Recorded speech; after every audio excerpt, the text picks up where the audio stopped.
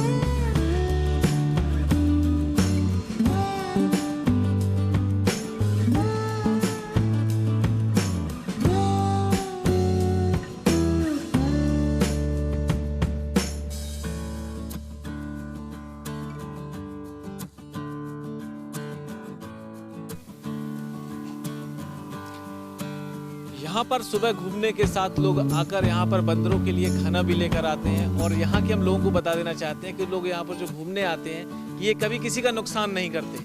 आप देख सकते हैं किस तरीके से ये रोजाना आते हैं। भाई साहब, आपका नाम क्या है? मेरा जगत सिंह नाम है। जगत सिंह जी रोजाना आकर यहाँ पर देखो किस तरीके से बंदरों को खिला रहे हैं। तो जगत सिंह जी से जानेंगे आप यहाँ पर कितने दिनों से आ रहे हैं और आप ऐसा क्यों करते हैं? मैं जब से लॉकडाउन हुआ जब से डेली बंदरों को खिलाने आता हूँ, सुबह डेली।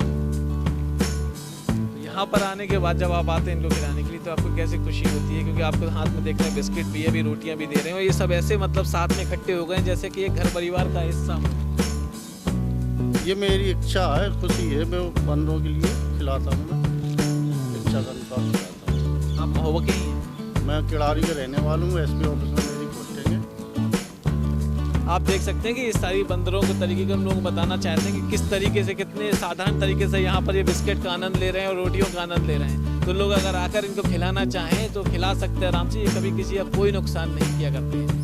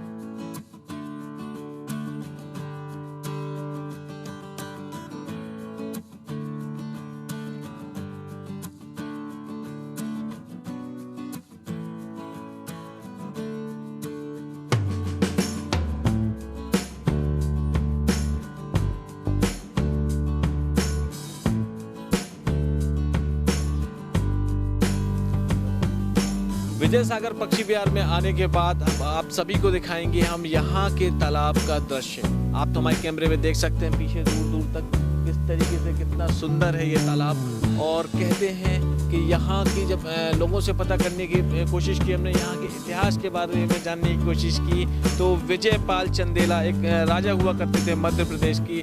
11वीं शताब्दी में उनके द्वारा इस तालाब को तैयार करवाया गया था। और आप कैमरे में पीछे दूर दूर तक देख सकते हैं कि इस समय पर जो पर्यटक लोग हैं उनको आकर्षित करने के लिए ये केंद्र बहुत ही अच्छा रहता है यहाँ का, क्योंकि इस समय यहाँ पर पानी भी रहता है और यहाँ के जो पेड़ पौधे हैं वो बारिश की वजह से हरियाली भी हो जाती है यहाँ पर। और लोगों को यहाँ पर आकर्षित करते हैं कि यहाँ आकर और इस मौसम में आकर वो यहाँ पर पिकनिक मना सकें और अपने परिवार के साथ यहाँ का एंजॉयमेंट ले सकें।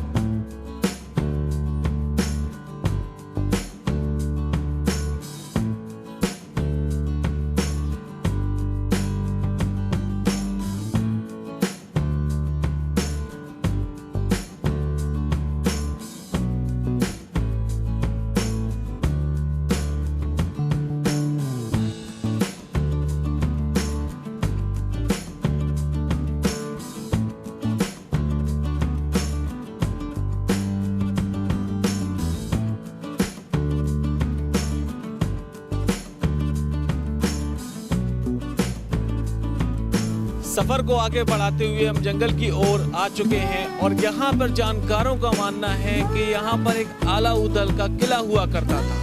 विजय सागर पक्षी विहार में आलाउदल का किला, वो अक्सर यहाँ आया करते थे। तो अब हम उस किले की ओर जा रहे हैं और आपको दिखाएंगे कि आज के समय उस किले की क्या है स्थिति।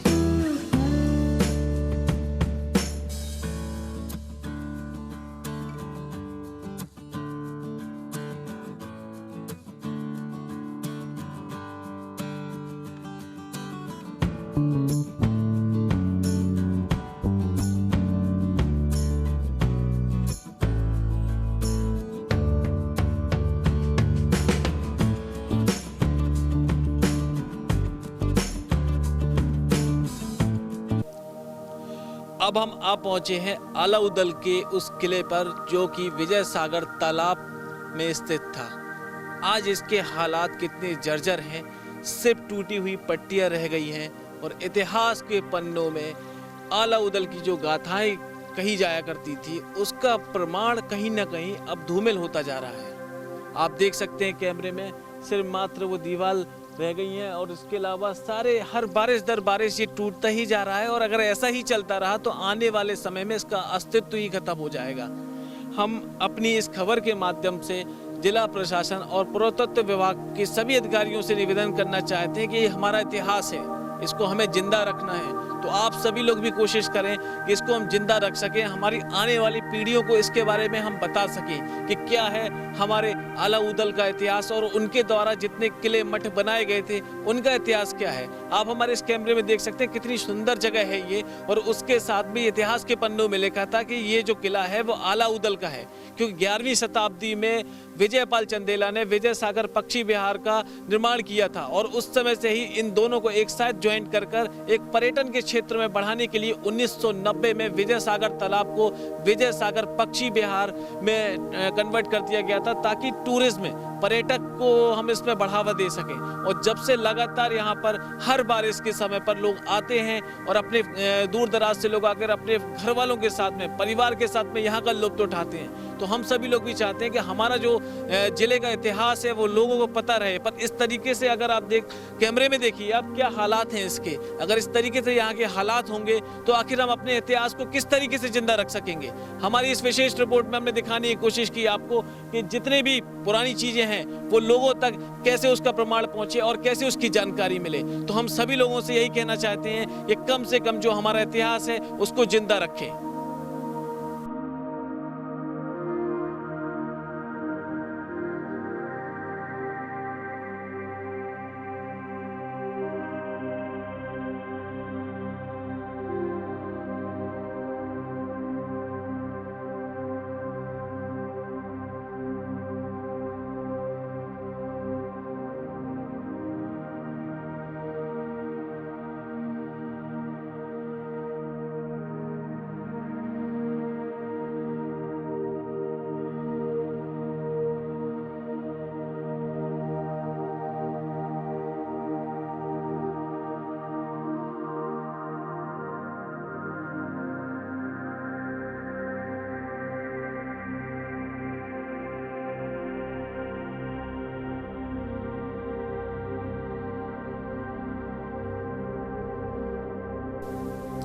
अब हम नजर डालते हैं विजय सागर पक्षी विहार की कुछ मुख्य बिंदुओं पर। विजय सागर तालाब 1990 में विजय सागर पक्षी विहार में तब्दील किया गया। यहाँ पर राजा विजयपाल चंदेला के द्वारा, जो कि मध्य प्रदेश के शासक थे, उनके द्वारा इसको तालाब को बनाया गया था। उसके बाद से पर्यटकों के लिए एक ये आकर्षण का केंद्र रहा है।